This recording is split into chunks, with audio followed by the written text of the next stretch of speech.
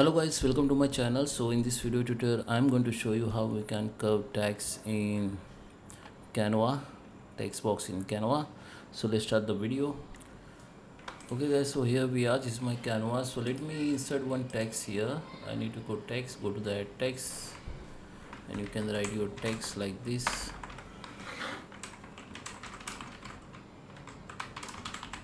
Okay, select your text. You can increase the size like this. You need to just select that corner and hold and drag it. You can make it bold. You can also change that font.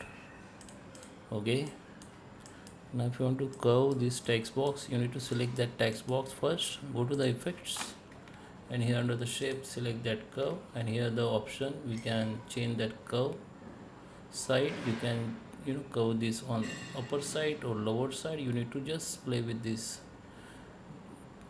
button and you can make it. Okay, so this is a bottom side and this is up sides. You can curve. Once you satisfy, just release the button and just come back. This is how can curve the text box in Canva. I hope you like this video. Please subscribe me. Thank you for watching.